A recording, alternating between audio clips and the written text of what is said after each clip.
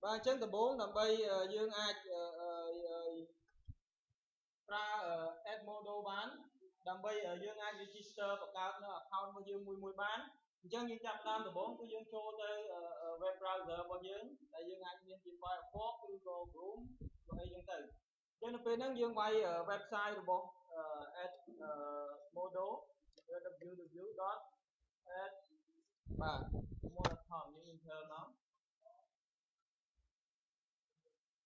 và dânนี่คือชื่อlayout របស់ website Endomo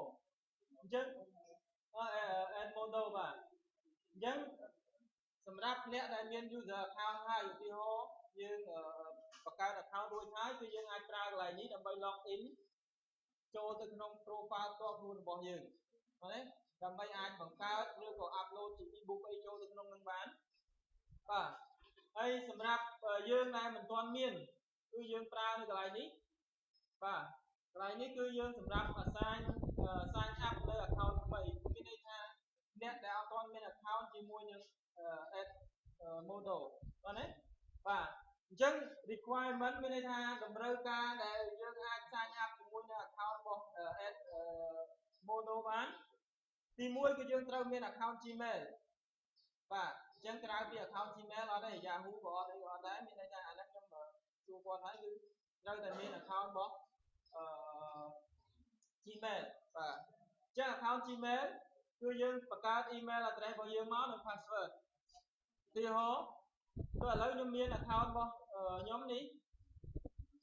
Gmail របស់ខ្ញុំអញ្ចឹងខ្ញុំវាយ account Gmail របស់ខ្ញុំហើយខ្ញុំវាយ password ឧទាហរណ៍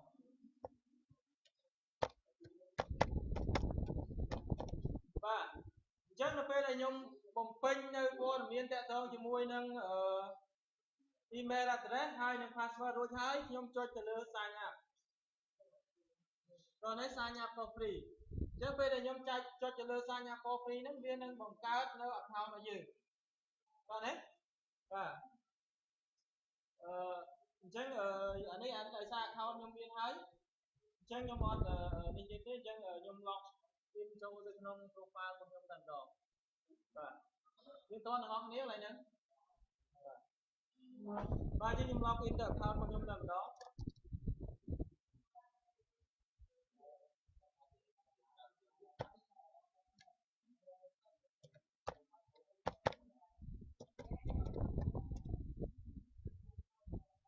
បាទតោះមកខ្ញុំ sign in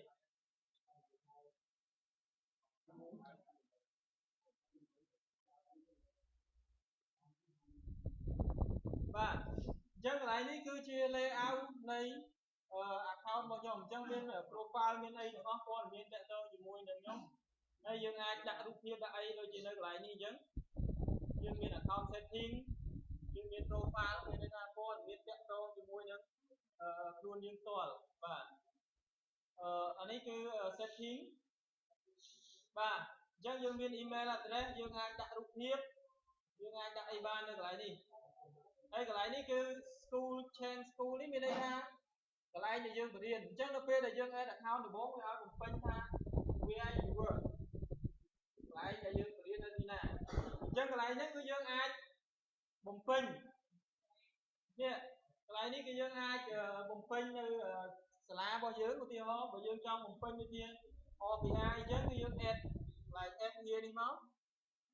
សម្រាប់យើងបំពេញសាលារបស់យើងបាទ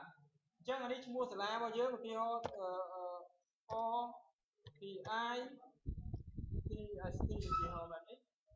បាទអញ្ចឹង address នៅណាតកែវិញយើងមកបាទទីក្រុងរាយើងដាក់ដូនកែវ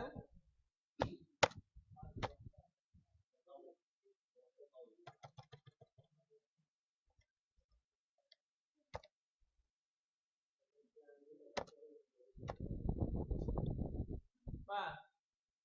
បាទអញ្ចឹងនេះ zip អីអានេះគឺប្រទេសរបស់យើងរើសប្រទេសឬអីមកអញ្ចឹងអានេះជាទីតាំងសាលារបស់យើងតាក់ទងជាមួយនឹងនេះណា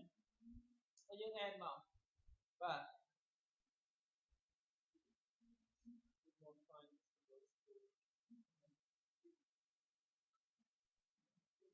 នេះ note បាន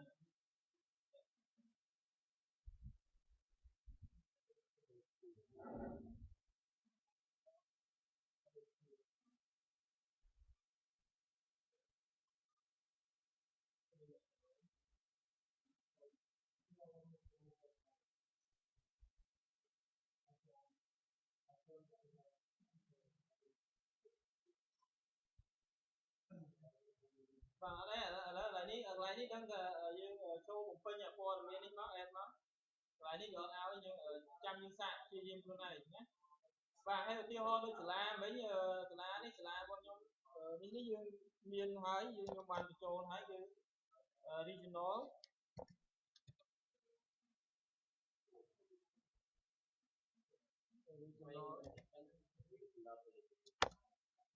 regional poly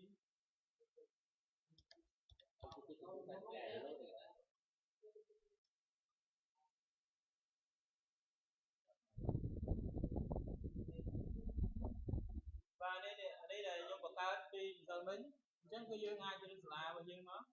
chúng ta là để dương mang bậc cao thời chắc biết được ngay như vậy đi và cái này cứ mua bao dương mua đại dương sai như như kêu đó cứ dương cái đặt thay con mình mua em ở đây dương máu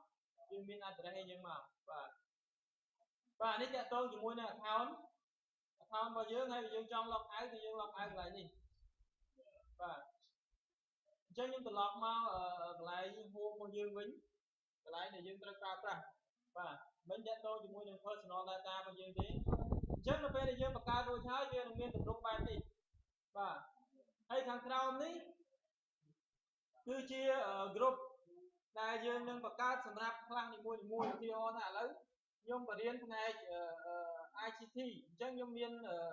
trong cha này nhưng thời điên thì họ bạn nhà bạn rong và chẳng ai tam một chia nhưng mà điên bằng bản thô rồi có VB rồi có network thì chắc dương cái bậc cao group mùi hay đấy bạn trăm bài chương tới bậc cao group mùi thì mùi vì mình nó bé là dương bậc cao group mùi chẳng sao thì họ sơ đại điên văn bản thô chẳng dương là sai group nó là ai qua đúng không chẳng là bé là dương quy có sai mình ấy cứ dương ai không cho được trong group nó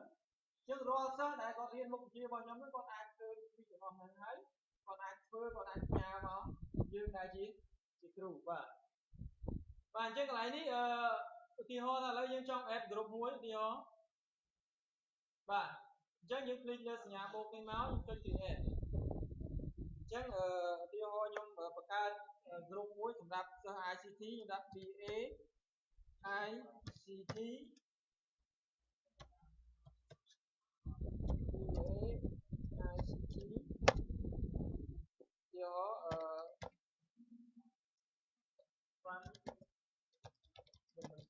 và thì họ nhung bắt đầu từ mục chia vào nhung tầm đó nhớ nhung đang mục chia vào nhung bền của p đây nhung cho tới cả na nhung chỉ kêu chứ p đây nhung miền group trái nhung một đăng thang group na sầm rạp na chứ nhung bậc cao từ nam của nhung miền đây thang lý cứ nặng bachelor nên nặng bài nhà bát này thì miền của miền chia hay mục chia nó cứ sẽ cho thì mua những phần bản thọ và chứ cho lại nếu máu lại grade ní miền đây thang cầm rất đại dương bậc riêng cầm rất đại dương bậc riêng nè chứ mình miền cầm rất mua miền đang bị tây miền đang bị ấy à con tay cho cầm rất bao nhiêu higher education chứ như vô higher education hay phía này subject đại dương riêng bên đây là ngay đại dương riêng nóคือយើងតទៅជាមួយនឹង computer technology បាទអញ្ចឹងលោកគ្រូផ្សេងអាចមាន math មាន theo មានអីយ៉ាងមកហើយ vocational study អីយ៉ាងមកបាទអញ្ចឹងផ្នែកខ្ញុំគឺខ្ញុំយកផ្នែក computer technology ហើយខ្ញុំទៅ create បាទបាទអញ្ចឹងវាលោតចូលមកដល់កន្លែងនេះគឺកន្លែងនេះតទៅជាមួយនឹងចំនួនសិស្សរបស់យើងតើសម្រាប់ group ដែលយើងបង្កើតនេះគឺសម្រាប់សិស្សប្រហែលអ្នកសម្រាប់ក្រុមយើងតើមានសមាជិកប្រហែលណាពីហោថាឥឡូវយើងមាន20 21ទៅ25ឬក៏សិស្សរបស់យើងអាចលើសពី26អញ្ចឹងយើងយក26បូកបាទអញ្ចឹងកន្លែងហ្នឹងមកខ្ញុំចុច finish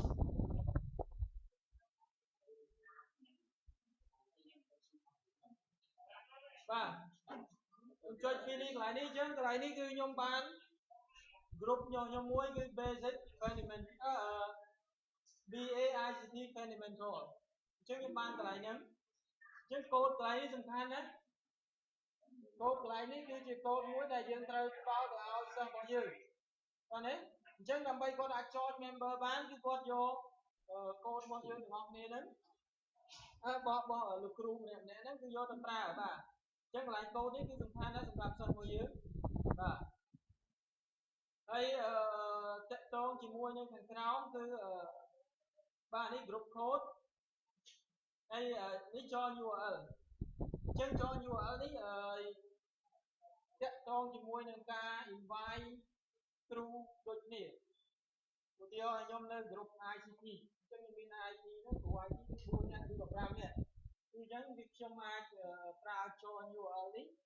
ដើម្បី invite គ្រូផ្សេងៗហ្នឹងឲ្យចូលមកនៅក្នុង group ហ្នឹងដើម្បីផលប្រយោជន៍អីទីមួយគឺគាត់អាចប៉ុស្តិ៍នៅរាល់ឯកសារទាំងអស់ដែលគាត់បានបង្កើតហើយឲ្យចូលទៅក្នុង group ហ្នឹងដើម្បីងាយស្រួលសិស្សដែលគាត់បាន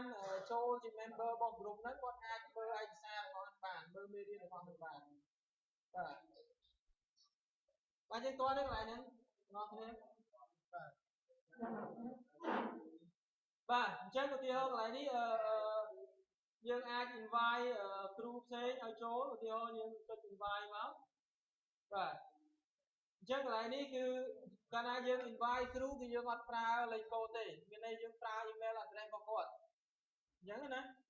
បាទអញ្ចឹងដើម្បី invite យើងបានគឺយើង add កន្លែងនេះមកហើយយើងវាយ email របស់គាត់បាទទេយើងវាយ email របស់គាត់ចូលនៅក្នុងនេះឧទាហរណ៍ដូច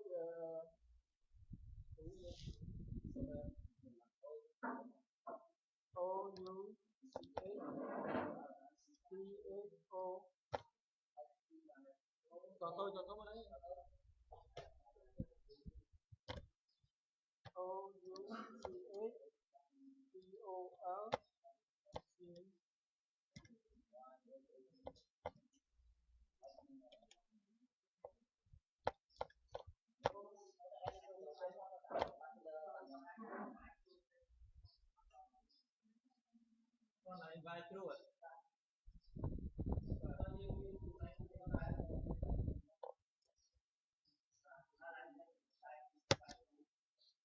បាទអញ្ចឹងចេះឧទាហរណ៍ដល់ពេលដែលខ្ញុំនេះពេលដែលខ្ញុំបង្កើតហើយនេះពេលដែលខ្ញុំបង្កើត group ហើយយើងនឹងចេញមកបែបនេះអញ្ចឹងអានេះ group ដែលខ្ញុំបានបង្កើតអញ្ចឹងបើខ្ញុំបង្កើត group មួយគឺ fundamental បាទអញ្ចឹងខ្ញុំចុចទៅលើ group ហ្នឹងមកបាទអញ្ចឹងវាមានទីមួយគឺ group code នេះគឺ code កន្លែងនេះគឺយើងសម្រាប់ផ្ដល់ទៅឲ្យសិស្សរបស់យើងនៅពេលដែលគាត់sign up ជាសិស្សហ្នឹងគឺយើងបង្កើតកន្លែងហ្នឹងបាទទី2បាទអញ្ចឹងកន្លែង join URL នេះគឺយើងប្រើសម្រាប់ join គ្រូដូចគ្នាបាទអញ្ចឹងយើងចុចដល់ join URL មកហើយយើងយកពាក្យ invite បាទអញ្ចឹងវានឹងចេញទម្រង់នេះមកតែឡងបែបនេះមកខ្ញុំចុចទៅលើរូប email នេះហើយខ្ញុំ pass ខ្ញុំវាយ email នេះចូលមកបាទអញ្ចឹងពេលហ្នឹងខ្ញុំវាយ email ចូលមកខ្ញុំ send ទៅឲ្យគាត់នេះបាទអញ្ចឹងខ្ញុំ send email ទៅឲ្យគាត់វានឹង alert ទៅគ្រូម្នាក់ហ្នឹងអញ្ចឹងគាត់អាចចូលទៅក្នុង Gmail របស់គាត់ហើយគាត់ accept request accept invitation ហ្នឹងមកវានឹងបញ្ជូន mail ហ្នឹងមកខ្ញុំវិញចូលទៅមក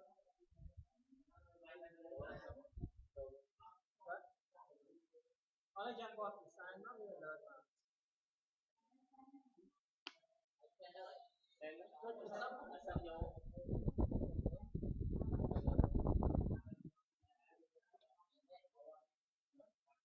ចូល Gmail